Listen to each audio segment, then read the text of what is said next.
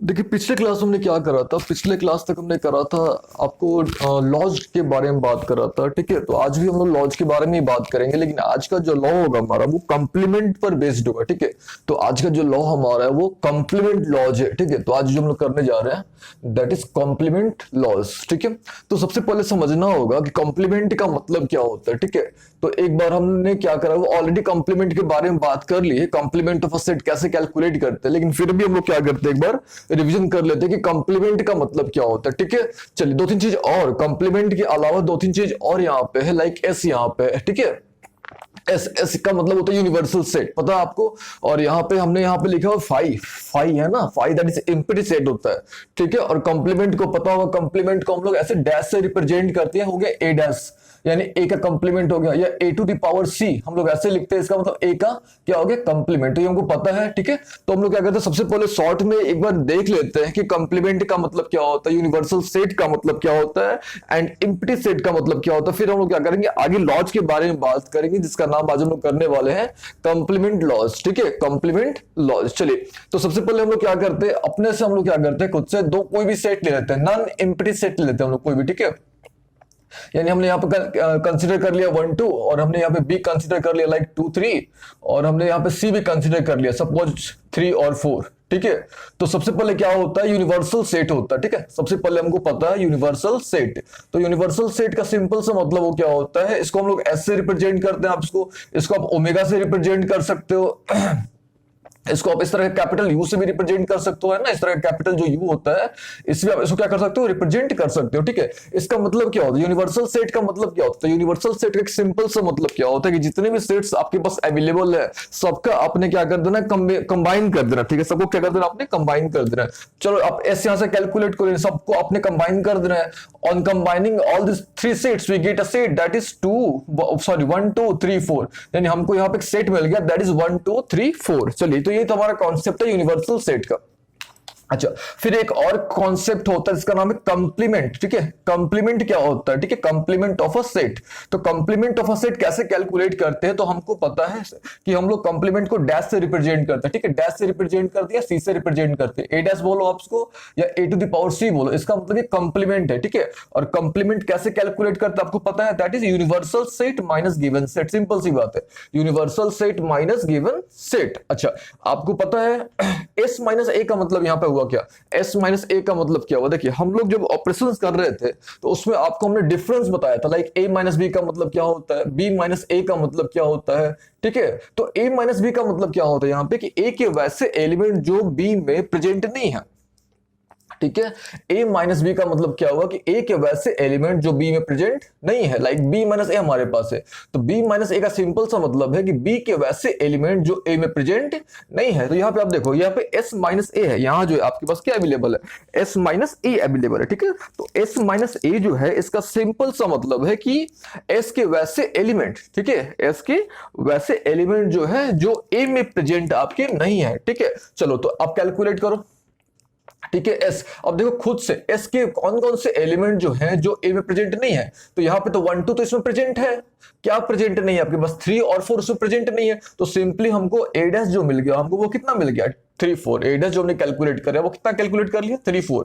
अच्छा, सपोज आपको B dash calculate करना है। ठीक है, तो सिंपली एस माइनस बी, यानी एस के वैसे एलिमेंट जो बी में प्रेजेंट नहीं है। खुद देखो आप, एस के कौन कौन से वैसे एलिमेंट हैं जो बी में प्रेजेंट नहीं है, तो यहाँ पे तो 2 3 अवेलेबल है आपके पास, तो क्या क्या प्रेजेंट नहीं है, 1 और 4 इसमें नहीं है। तो सिंपल सी बात है, आपका जो बी डैश कैलकुलेट करा आपने वो कितना कैलकुलेट कर लिया, बी डैश यानी 1 4।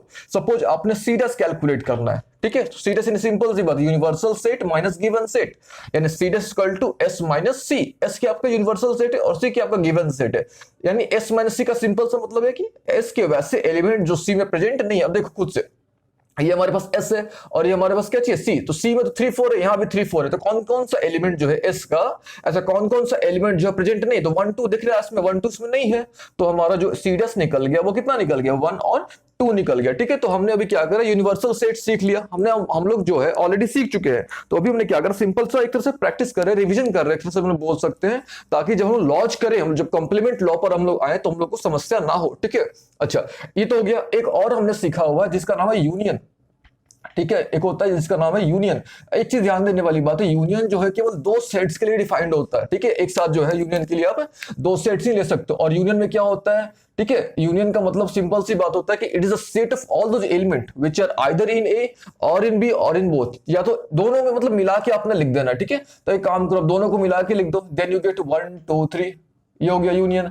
अच्छा सपोज आपने इंटरसेक्शन कैलकुलेट करना है, तो इंटरसेक्शन का मतलब आपको पता होना चाहिए, दैट इज कॉमन, आपने कॉमन लेना है। तो देखो इन दोनों में क्या कॉमन है, ये सिंबल होता है इंटरसेक्शन का, तो इन दोनों में देखो क्या कॉमन है, केवल 2 कॉमन है, तो यहाँ पे इंटरसेक्शन आ गया हमारे पास, क्या चीज आ गया 2। तो ये हमने क्लियर कर लिया, ठीक है, हमने क्या कर लिया, क्लियर कर लिया। चलिए अब हम लोग क्या करते हैं, आगे लॉज पर आते हैं, ठीक है। हम लोग क्या करना है, लॉज पर आते हैं, मेन जो हमारा टारगेट है आज का, जो हमने लॉज सीखने, हम लोग उस पर आते हैं। देखिए एक चीज और आपको अच्छे तरीके से नॉलेज होना चाहिए, दैट इज एम्प्टी सेट, ठीक है। Empty set is a subset of all set, ये आपको अच्छे तरीके से नॉलेज होना चाहिए इस चीज का। Empty set is a subset of all set, ठीक है, ये ध्यान में आपको रखना पड़ेगा। एम्प्टी सेट जो होता है सबका, हर एक सेट का सबसेट होता है, ठीक है, एम्प्टी सेट जो होता है। अच्छा एम्प्टी सेट क्या होता है, तो एम्प्टी सेट का मतलब क्या होता है कि वैसा कोई भी सेट जिसमें कोई भी एलिमेंट ना हो, कोई भी एलिमेंट ना हो, ठीक है, उसको हम लोग क्या बोलते हैं, एम्प्टी सेट। और इसको हम लोग किससे रिप्रेजेंट करते हैं, 5 से रिप्रेजेंट करते हैं, ये होता है हमारा एम्प्टी सेट, ठीक है। चलिए तो चलिए हम लोग सबसे पहले लॉ की तरफ मूव करते हैं। कॉम्प्लीमेंट लॉ में जो सबसे पहला जो लॉ हमारा है, दैट इज, ये देखो आप ध्यान से, ए और ए डैश का जो यूनियन होता है वो यूनिवर्सल सेट होता है। सिंपल सा लॉ है, ए और ए डैश, है ना, ए और ए डैश का जो यूनियन होता है वो क्या होता है, हमारा यूनिवर्सल सेट होता है, ठीक है। इसको हम लोग थोड़ा समझते हैं। देखिए ए हमारे पास क्या था, हमने जो था इसको थोड़ा हम लोग इलेबोरेट करते हैं, समझते हैं। ए हमारे पास क्या था, ए हमारे पास था 1 2, ए हमारे पास क्या था 1 और 2 यूनियन। अब देखो आप ए डैश, यहाँ पे क्या हमारा ए डैश, ए डैश का मतलब सिंपल सी बात है कॉम्प्लीमेंट। तो अब देखो यहाँ पे ए डैश आपने कितना कैलकुलेट करा, दैट इज 3 4 कैलकुलेट करा, तो यहाँ पे क्या हो गया हमारा 3 4। आपने क्या करना है, दोनों को मिला देना है, यानी यूनियन कर देना है दोनों का, देन यू गेट 1 2 3 4। आपको क्या मिल गया, 1 2 3 4 मिल गया, तो 1 2 3 4 मिल गया। अब देखो यहाँ पे ध्यान से, ये जो एस था आपका, एस कितना था 1 2 3 4, यानी हम लोग बोल सकते हैं ये लॉ कि अगर ठीक है कोई भी सेट आपके पास, अगर उसका कंप्लीमेंट कैलकुलेट करते हो आप और दोनों का फिर यूनियन करते हो, देन आपको यूनिवर्सल सेट मिल जाएगा, ठीक है। देन आपको क्या मिल जाएगा, यूनिवर्सल सेट मिल जाएगा, ठीक है। तो ये जो हमारा फर्स्ट लॉ है, कंप्लीमेंट जो है, कंप्लीमेंट लॉ का हमारा ये फर्स्ट पॉइंट बोल सकते हो आप इसको, ठीक है। चलिए नेक्स्ट मूव करते हैं हम लोग, ठीक है। सेकंड, अब देखो ये ए है और ये हमारा क्या ए डैश, ए और ए डैश, यानी हमारा गिवन सेट है और ये उसका कंप्लीमेंट हो गया। अगर आप दोनों का इंटरसेक्शन कैलकुलेट करते हो, then you get nothing, nothing means you get 5, ठीक है। अब क्या, एक काम करो, अब इन दोनों में आप कॉमन कैलकुलेट करो, ठीक है।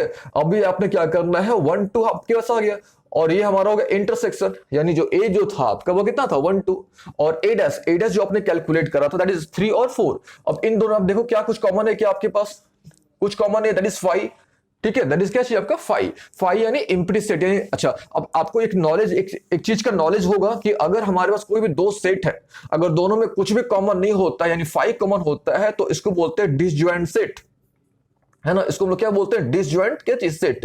तो हम लोग बोल डिसजॉइंट सेट, सॉरी, तो हम लोग बोल सकते हैं कि अगर सिंपल सी बात, देखो हमने दो लॉ क्लियर किए, एक अगर आपका गिवन लॉ गिवन सेट है, अगर उसका कंप्लीमेंट करते हो, कंप्लीमेंट के साथ कंप्लीमेंट और गिवन सेट का अगर आप यूनियन कैलकुलेट करते हो, then you get S, S यानी यूनिवर्सल सेट आपको मिल जाएगा। लेकिन अगर उसी के साथ अगर आप इंटरसेक्शन करते हो, यहाँ पे इंटरसेक्शन हमने करा, then you get nothing, you get 5, 5 that is empty set, ठीक है। हमने क्या करा, दो लॉ क्लियर कर लिए, ठीक है। अच्छा अब हम लोग मूव करते हैं थर्ड पॉइंट पर, ठीक है। थर्ड पॉइंट क्या हमारा, कि अगर आपके पास कंप्लीमेंट है, कंप्लीमेंट का भी अगर कंप्लीमेंट कैलकुलेट करते हो, देन यू गेट आपका वापस से आपको वही सेट मिल जाएगा। सिंपल सी बात, अगर आपके पास कोई गिवन सेट है उसका आपने कंप्लीमेंट कैलकुलेट कर लिया, और कंप्लीमेंट कैलकुलेट करने के बाद फिर वापस से अगर कंप्लीमेंट कैलकुलेट करते हो, देन जो है आपको वापस से जो है वही रिजल्ट आपने मिल जाना है, ठीक है। तो चलो हम लोग क्या करते हैं, इस जो थर्ड पॉइंट है इसको भी हम लोग क्या करते हैं, वेरीफाई करके देखते हैं, ठीक है।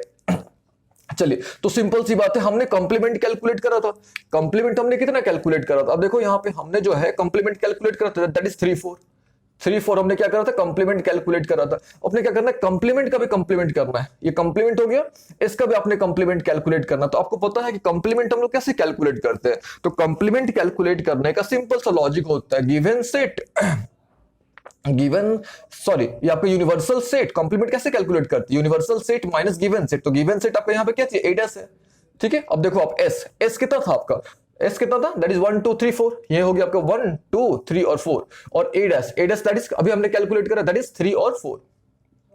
अब ठीक है, अब इसको आप कैलकुलेट करोगे, देन आपको क्या मिलेगा 1 और आपको क्या मिलेगा 2, देन आपको क्या मिलेगा 1 और 2। अब देखो आप ध्यान से, ए जो था आपका, ए कितना था आपका 1 2 था कि नहीं था, और यहाँ पे आपको क्या मिल गया 1 और 2 मिल गया। इन सिंपल सी बात है, अगर आप कंप्लीमेंट का भी कंप्लीमेंट करोगे देन आपको वही सेट वापस से मिल जाना है। सिंपल सी बात है, अगर आप क्या करते हो कंप्लीमेंट का अगर कंप्लीमेंट करोगे आपको वही सेट मिल जाएगा। ठीक है, चलिए हम लोग क्या करते हैं नेक्स्ट सेट की तरफ मूव, सॉरी नेक्स्ट पॉइंट की तरफ मूव करते हैं, दैट इज पॉइंट नंबर 4। ठीक है, पॉइंट नंबर क्या हमारा 4। अब देखो पॉइंट नंबर 4 क्या है ठीक है, पॉइंट नंबर 4 क्या है कि a माइनस बी जो होता है वो b dash minus a dash के इक्वल होता है।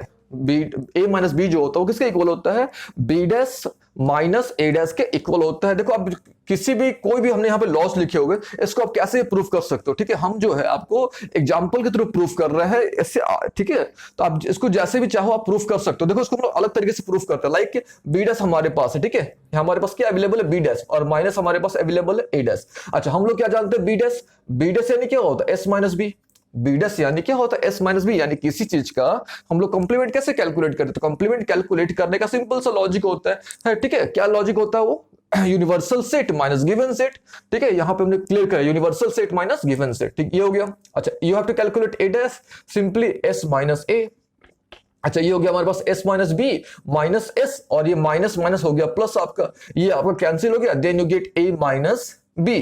ठीक है, अब यहाँ पे क्या मिल गया a माइनस बी, यानी वापस अब क्या मिल गया a माइनस बी। तो हम बोल सकते हैं कि a माइनस बी जो होता है वो b dash minus a dash के इक्वल होता है, या b dash minus a dash जो होता है, ठीक है, वो a माइनस बी के इक्वल होता है। ठीक है, आप इसको एग्जांपल के थ्रू भी क्या कर सकते हो, इसको प्रूफ कर सकते हो। हमने जो डाटा लिया हुआ है इसके थ्रू भी आप क्या कर सकते हो, कैलकुलेट कर सकते हो। ठीक है, वैसे भी हम लोग कैलकुलेट करके देखते हैं। देखो यहाँ पे बी डैश है, तो बी डैश हमने कितना कैलकुलेट करा था 1 4, यहाँ पे हमने कैलकुलेट करा था 1 4। ए डैश है, ए डैश हमने कितना कैलकुलेट करा था 3 4, ए डैश जो हमने कितना कैलकुलेट करा था 3 और 4।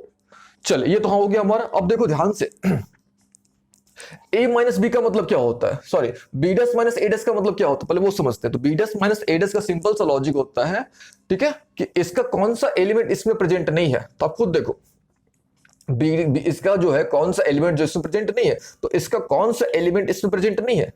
ठीक, खुद से देखो आप, इसका जो है कौन सा एलिमेंट इसमें प्रेजेंट नहीं है, तो क्लियरली 1 जो है इसमें प्रेजेंट नहीं है। तो यहां पे क्या आ गया आपका 1, यानी यहां पे जो आपने कैलकुलेट करा यानी b dash minus a dash वो कितना आया आपके पास 1 आया, ये हमने कैलकुलेट करा। Now we have to find a minus B. अपने क्या कैलकुलेट करना है a माइनस बी। तो a माइनस बी का सिंपल सा लॉजिक होता है कि a का वैसा एलिमेंट जो b में प्रेजेंट नहीं है। अब खुद देखो आप यहाँ पे a का ऐसा कौन सा एलिमेंट है जो b में प्रेजेंट नहीं, तो क्लियरली 1 आपका जो है प्रेजेंट नहीं है, यानी यहाँ भी आपको क्या मिल गया 1।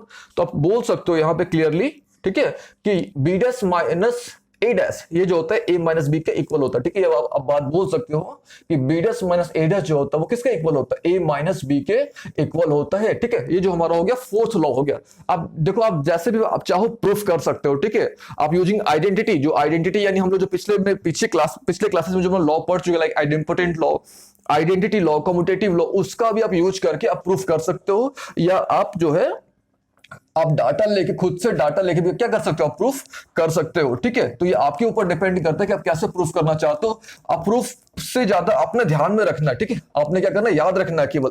चलिए, अब हम लोग मूव करते हैं नेक्स्ट पॉइंट पर, that is a minus B. a minus B, तो हम लोग क्या करते हैं, a माइनस बी जो होता है हमारा किसके इक्वल होता है, a और b डैश यानी b के कंप्लीमेंट के इंटरसेक्शन के इक्वल होता है। ठीक है, a माइनस बी जो होता है a और b डैश के इंटरसेक्शन के क्या होता है, इक्वल होता है। तो एक काम करते हैं हम लोग फिर से कुछ अलग एग्जांपल लेके आपको समझाने की कोशिश करते हैं। ठीक है, सपोज a हमने लिया था 1 2, ठीक है, b हम लोग ले लेते हैं लाइक 2 3, फिर से वापस से ले लेते हैं।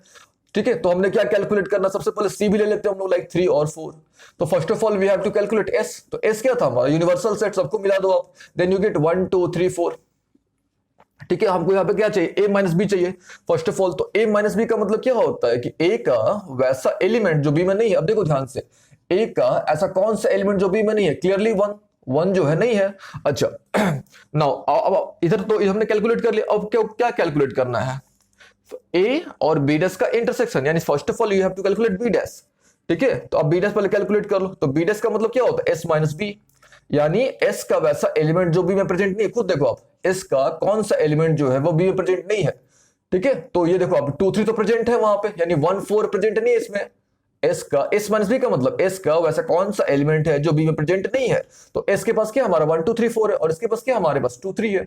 तो 2 3 तो है इसके पास, लेकिन 1 4 उसमें नहीं है। तो हमारे पास क्या क्या आ गया 1 और 4, यानी हमने जो बी डेस कैलकुलेट करा वो कितना आ गया 1 और 4। अच्छा, हमने क्या करना, ए से इसका इंटरसेक्शन कैलकुलेट करना, यानी we have to calculate the intersection of A and B dash. We have to calculate the intersection of A and what B dash. अब देखो ए आपके पास कितना था, ए कितना था 1 2, ये हो गया आपके पास 1 2, ठीक है। इंटरसेक्शन बी देखो आप, B dash sorry that is 1 और 4। अब देखो इन दोनों में क्या कॉमन है, आप इन दोनों में क्या कॉमन है 1 कॉमन है, तो ये हो गया हमारा 1। अच्छा 1 किसके इक्वल था, ए माइनस बी के इक्वल था, तो आप लिख सकते हैं यहाँ पे हम लोग क्या चाहिए ए माइनस बी। तो सिंपली हम लोग बोल सकते हैं कि ए और बी डैश का जो इंटरसेक्शन होता है वो ए माइनस बी के इक्वल होता है, ठीक है।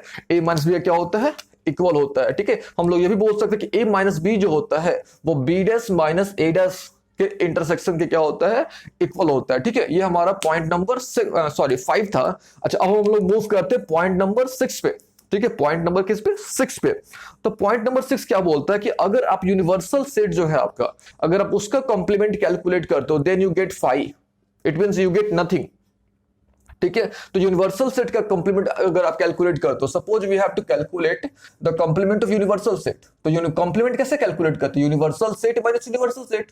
तो यहां पे क्योंकि जो गिवन सेट हमारा वो क्या है, यूनिवर्सल सेट है, देन यू गेट क्या चीज, क्लियरली 5, है कि नहीं। तो हम बोल सकते हैं, क्या बोल सकते हैं हम लोग, यूनिवर्सल सेट का जो कॉम्प्लीमेंट होता है वो क्या होता है, एम्प्टी सेट होता है, ठीक है।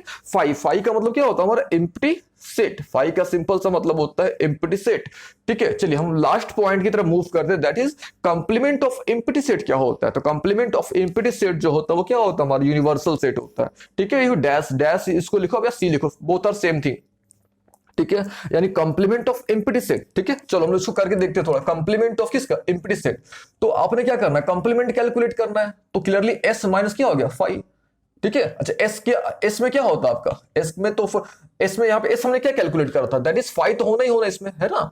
तो 5, ठीक है, ये हो गया 1 2 3 और 4। क्यों 5 हमने लिखा, क्योंकि 5 जो होता है यानी एम्प्टी सेट जो होता है, empty set is a subset of all set. हम लोग जानते हैं ये लॉ है एक, कि एम्प्टी सेट जो होता है सारे में होता है, और यहाँ पे आपके पास क्या है 5। तो s माइनस 5 का मतलब वैसे एलिमेंट जो उसमें नहीं है, यानी क्लियरली हमारे पास क्या मिल गया 1 2 3 4, और 1 2 3 4 क्या आपका s है कि नहीं है, ठीक है। यानी सिंपल सी बात हम लोग बोल सकते हैं कि जो 5 होता है, 5 का जो कॉम्प्लीमेंट होता है, 5 यानी एम्प्टी सेट का जो कॉम्प्लीमेंट होता है यूनिवर्सल सेट होता है, यूनिवर्सल सेट का जो कॉम्प्लीमेंट होता है वो एम्प्टी सेट होता है। ये दोनों आप एक दूसरे के रिवर्स है, ठीक है। और आपने ये भी ध्यान रखना है कि a माइनस बी यानी a और b का जो डिफरेंस होता है वो b dash minus a dash के इक्वल होता है, या हम लोग ऐसे बोल सकते हैं हम लोग इसको कि a माइनस बी जो होता है a और बी डैश के इंटरसेक्शन के इक्वल होता है, ठीक है। और इसको आपने याद रखना कि अगर कंप्लीमेंट का भी कंप्लीमेंट करोगे आप, देन यू गेट 10, आपको वापस से आपको वाइस मिल जाना है, ठीक है। अच्छा फिर आपको ये ध्यान रखना है ये दोनों सेम है